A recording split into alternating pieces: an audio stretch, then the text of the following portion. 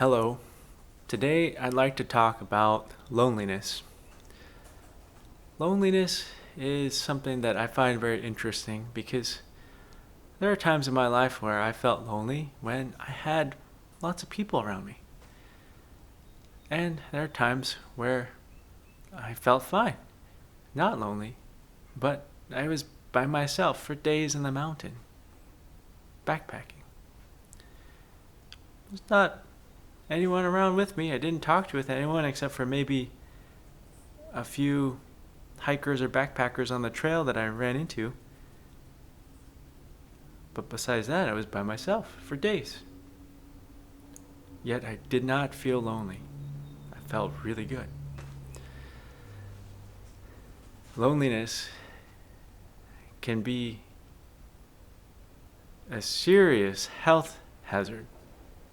It can make people get sick, gain weight, have higher blood pressure, their blood vessels clog up.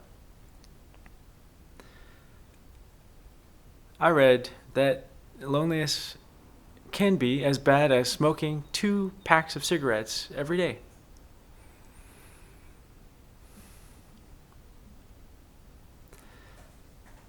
And another thing that loneliness can do is it can make you vulnerable to letting a very harmful person into your life. The impetus for this talk was that I watched an excellent movie this week called Sinners with Michael B. Jordan and directed by Ryan Coogler. It's a movie about vampires. And I won't go into details about the movie because I don't want to spoil the excellent storytelling that is it's one of the best vampire movies. I like vampire movies because I find vampires very interesting. Because I feel like of all the monsters that are in different types of horror movies, vampires are the ones that you're most likely to run into in real life. Not the literal vampires with the things that suck blood and they live forever and they can only be in the dark because the sunlight burns their skin. I'm not talking about literal vampires. I'm talking about the spirit of a vampire is actually pretty common to run into in just the general population. And if you're lonely, you're very vulnerable to vampires because they can sense that. There are people that have a spirit like a vampire.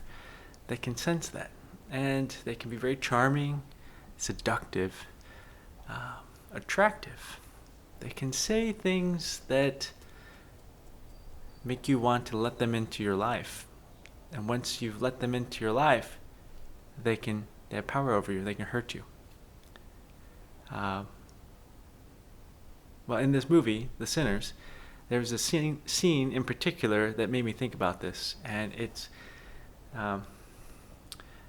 there's humans, and then there's these vampires, and the vampires are telling the humans, come out and join us. Let us turn you into a vampire, because if you do that, we can be a community together forever. We can be BFFs. I didn't say that in the movie, but that was essentially what they were saying, was we could be friends forever. We can be together all the time and sing and dance and have fun. Wow, that was very seductive. Particularly if you feel lonely.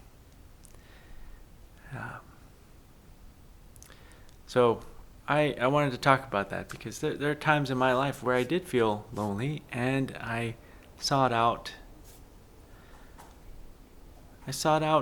other people for either a companion or friend or lover. And when I was coming from a place of loneliness or fear, I ended up inadvertently letting the wrong person into my life that was very hurtful and ended up creating like a living nightmare.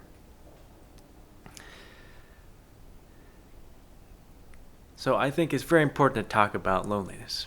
Now, I don't really know too much about it, so I'm just gonna share my thoughts, and if I learn more stuff as I live life, and I'll share them here.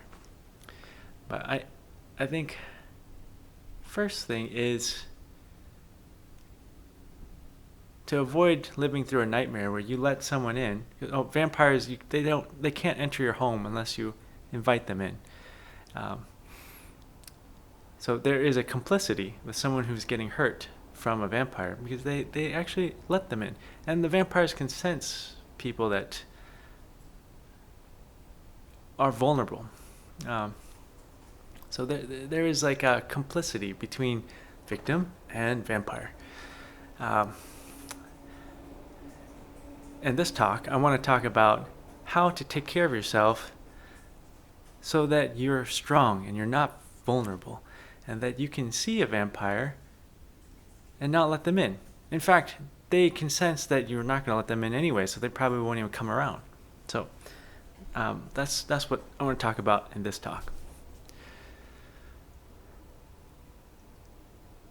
Well,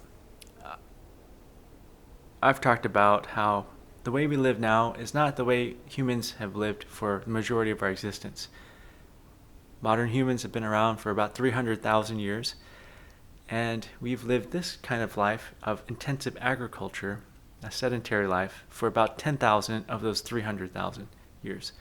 So for 290,000 years, we've lived as hunter-gatherers in small tribes, groups of like 30 to 50 individuals living on a particular area of land that they migrate through depending on the seasons, gathering plants and fruits and seeds and hunting animals, finding shellfish, fishing, capturing other animals to eat, but living as a small group, a tribe. And I think that's how our minds are hardwired. Our minds have not changed with the rapid pace of our living situation changing. Even though it's been 10,000 years, our cognitive structures, our bodies, don't change fast enough to adapt biologically to living in a society like this. Like, I live in an apartment. I have a cell phone, a smartphone. I have a computer. There's internet. I live in an apartment with so many other people, yet I only know the names of a few of my neighbors. I don't talk to them regularly.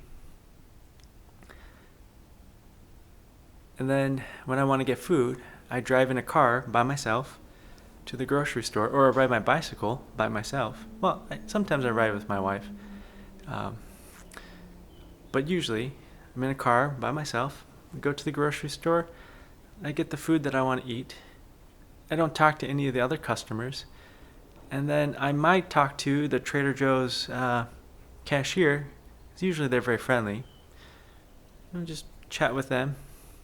And then I get in the car, drive home by myself, come home. No, nobody really comes over to my place. If I meet with friends, I meet with them outside, usually at a restaurant, sometimes at their house. Sometimes they come over here, but very rarely. Most of the time, I'm just by myself. So in this society, I'm with my wife and Doobie. But in this society, we're all kind of isolated and atomized. I think partly on purpose, so that we're easier to control and manipulate. Because if we have a strong community and sense of community where we belong and we look out for each other, it's much harder for a government or corporation or group of people to control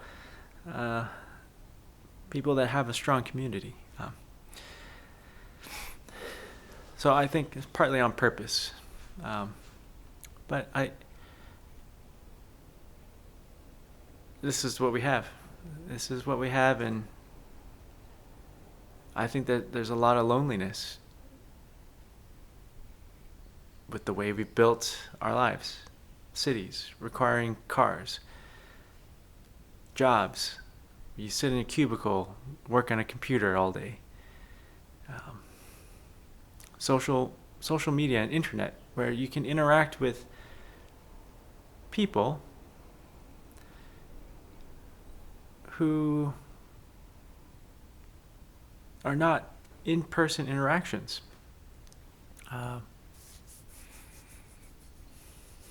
The other part to this society is that it is all focused on making money. Corporations run this society, and corporations want to sell you stuff, and so they use marketing and advertisement, and there's a big psychological manipulation to make you feel like you don't have what you need to be whole. They give you an advertisement that makes you think that, oh, I am lonely. I wish I had more friends, or I wish I had that thing because my life would be more comfortable. Or if I had that service, boy, life would be better. And so there's this, we're constantly bombarded with these messages that you don't have what you need to be whole. If you bought this item or this service or took this pill or paid for this dating app, then you would find happiness and love and community. We're bombarded with that day in and day out. I think that contributes to loneliness too. So, what have I done to combat that in my life? Well, one is really try to understand who I am, get in touch with myself, feel the feelings that I feel, and not try to hide them away. Try to understand why I feel the way I do in different times and situations. Trust my feelings. Trust myself. Really develop a relationship with myself. Like, oh, I have these tendencies to do this or that. I'm good at doing something like this thing, but I have a weak spot in this aspect, and that happened again. I have a vulnerability there, and I ended up doing something I didn't really intend to do, but it's a vulnerability. And I'm like, oh, that's who I am. I can choose to maybe do things a little differently next time. But unless I develop a relationship with myself, then I don't even know who I am. So I think one is spending some time to really just get to know who I am. Where did I come from? What shaped my personality from the past? What shapes me now? What are the thought patterns that I constantly think over and over and recreate a reality in this life from my repetitive thought patterns?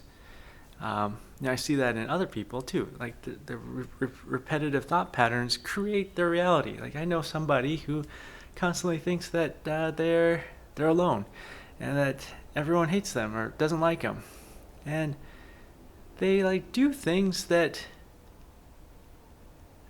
make their friends abandon them and not want to be around them, when they're okay. They're okay to, in fact, they could be really awesome to be around, but their repetitive thought patterns create this reality that they think exists, but it doesn't necessarily exist, but then they create it and it makes it happen. So knowing yourself, knowing your cognitive patterns, understanding how you can create your own reality, I think that's the first step. And if you have a relationship with yourself, well, then you're not lonely. That resolves a lot of loneliness. Like I can be out in the mountains by myself, backpacking, and I don't feel lonely because I'm with myself. I'm with all the other living creatures, even though they don't speak English. They're all alive just like I am. Trees, mushrooms, birds. mammals, fish, insects. I'm not actually alone out there. I'm there with myself, and I'm there with all these other living creatures. Uh, I have everything that I need to be alive. I'm whole. That's something I realize when I'm out there. But here, when I come back, and I'm bombarded with these advertisements and this culture that makes me drive a car to the grocery store, and I don't talk to anybody except for the grocery store cashier, it makes me think, wow, there's something wrong here. I need friendship. I need something. I need a meaningful relationship. Well,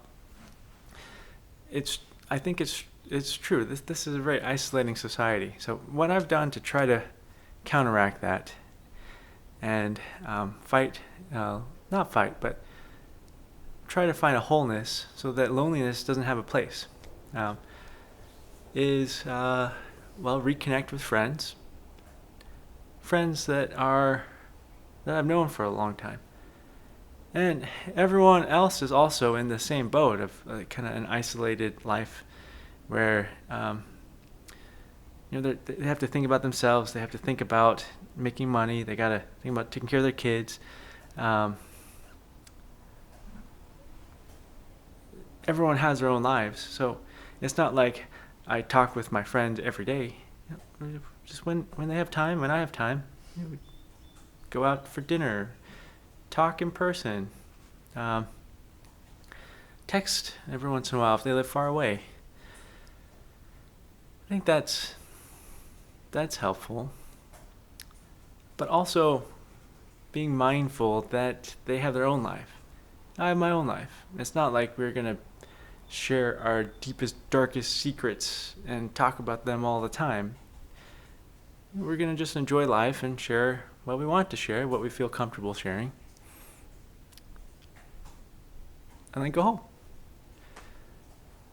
Another thing that's been very helpful is technology.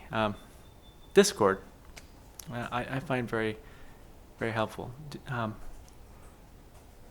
I play this game with my friends online that I've actually never met, but I played with them for over a decade. No, I played with them for like 8 years. And I pretty much hang out with them almost every day for like 2 or 3 hours. We just chat and we play this game, and I find that very comforting.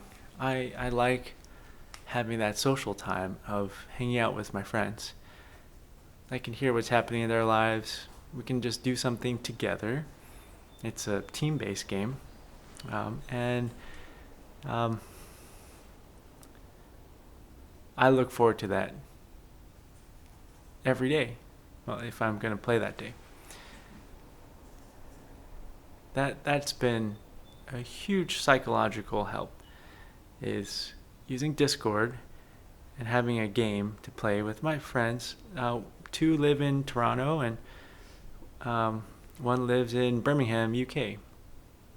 Sometimes some other friends jump on. 1 lives in Denver, and another one lives actually in Washington State with me.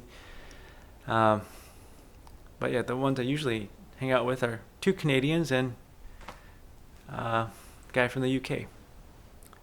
Never met them before in person, but I find a huge psychological benefit from interacting with them regularly, almost every day.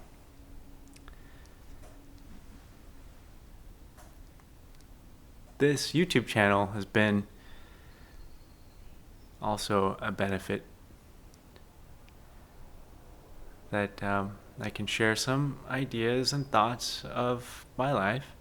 I communicate that, and then see what people say and respond to, and what they think.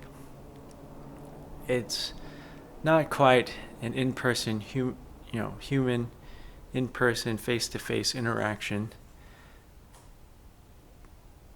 but there is an element of at least a short conversation. It's almost like writing a letter to somebody. But this video is like me writing a letter to hundreds of thousands of people. And then of those hundreds of thousands of people that I send a letter out to, well, some will read the letter, watch the video, and write back in a comment. So it's like I get a letter back. It's like the old-fashioned letter writing or pen pal. I find that's really cool too. So that alleviates a situation where I could feel lonely. So between those three things,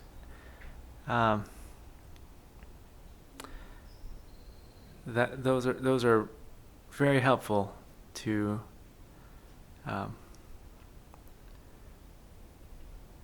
feeling whole, so that loneliness does not have space.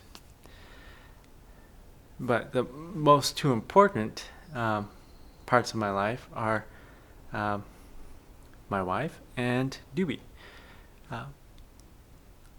I met my wife 13 years ago, and I had dated some people before. One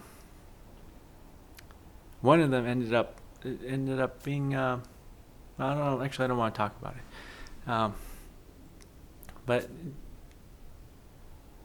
yeah, meeting my wife, finding that we have compatible personalities and temperaments, and that we can be companions and friends and lovers and spouses. We look out for each other, care for each other, we communicate, we listen. We also give each other space, because we're two separate people living together. And that's been amazing. It's been, wow, like a huge opportunity to learn about myself and her. And we learn together too. And then I have Doggie, our doggie, whose birthday is coming up. She's gonna be, how old is she gonna be? I think she's gonna be 8 years old. Yeah, in a couple days here. And she doesn't speak English, but she can understand what I'm saying most of the time and what my wife's saying. And she communicates in her own kind of sounds, like barks and whines and other excited sounds that we've come to slowly understand what she's saying.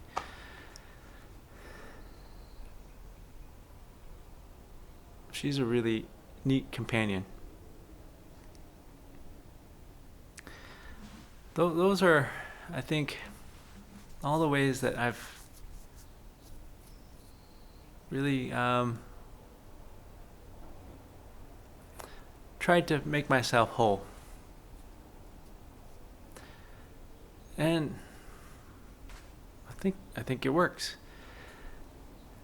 Now, from that place, I think what I worry about is inadvertently letting the wrong person in. So, I don't know if I mentioned it earlier in the video. There's several vampire movies that I like. One of them is a Swedish one called Let the Right One In. It's literally about letting in a person that is going to take care, also see you as someone they want for your wish your well-being. Are you going to let someone in who wishes for your well-being, or are you going to let someone in that wishes for your destruction? It's a vampire movie, Swedish movie, 2008. Don't watch the American version. There was an American English version that I don't think was very good. I didn't watch it. But the Swedish version is amazing. Let the right one in. Yeah, I now, as I'm older, 41 now, I realize that I shouldn't let just anyone into my life. There are some people that can be very hurtful. Maybe they haven't processed their own traumas. Maybe they've even gone down the dark triad pathway and become very narcissistic and psychopathic, and they can't even see the harm they do to themselves and other people. And they are very charming and attractive. It's a huge caution. But what I found is that as I take care of myself and make myself whole, I can see, I can sense, and I can see people that are having trouble with these issues, and I can keep my distance. And they may actually come and try to ask to be let into my life. And from this place, I can see, I like them. They're my friend, but they have some issues that they are working on, or maybe they're not working on it, but they're leaving it unattended. And because of that, I just got to keep my distance a little bit. Doesn't mean they're like a really bad person or something. Some people do really hurtful things, but I just gotta, keep my life a little bit separate. I can still hang out with some of them, once in a while, but I have my guard up a little bit. Then there's other people that, I can tell, they're happy, they're whole, and they're not out to get something from other people. They're just there to be alive and enjoy being alive and share it with other people. I like hanging out with those types of people.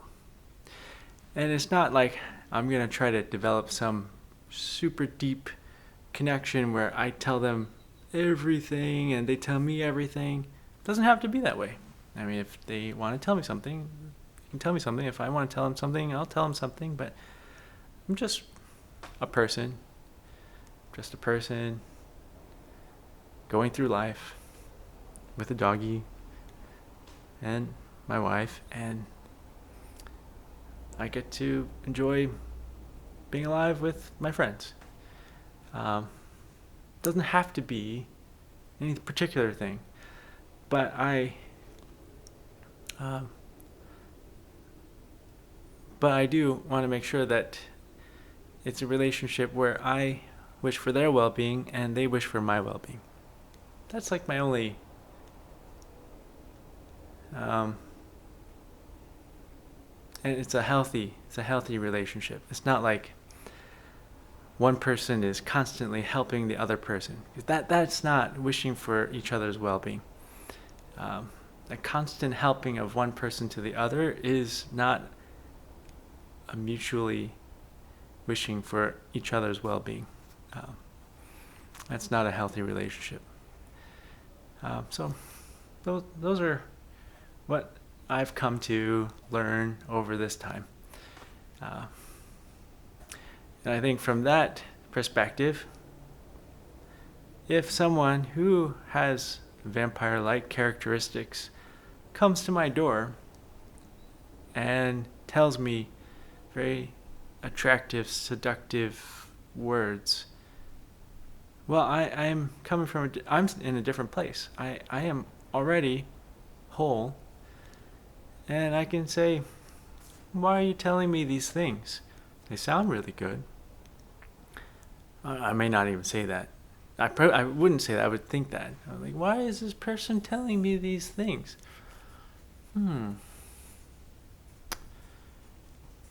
something doesn't seem right here. I think I won't let them in to my door.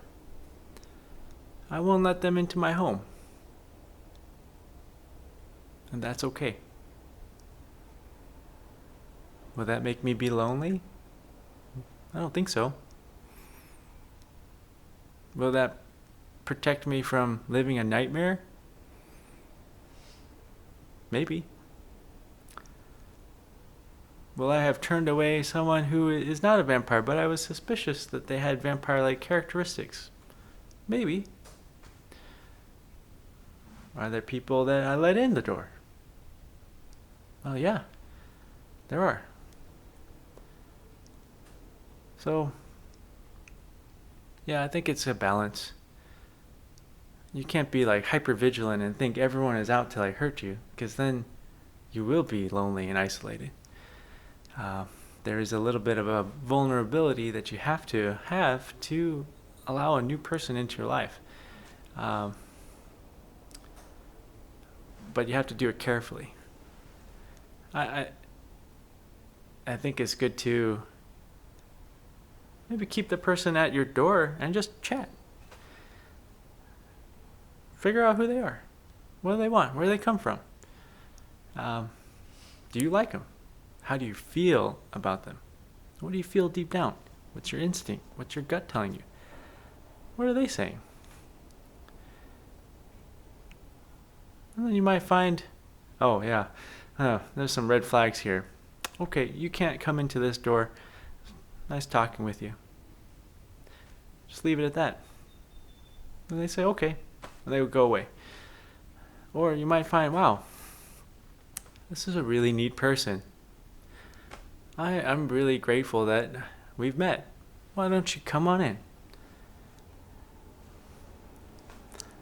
Yeah. I think you have to be ready to do both. Well, I guess those are my thoughts about loneliness and what I've done to feel whole and not lonely, and some of the things that have happened when I let someone in when I was lonely and they were very hurtful. Well,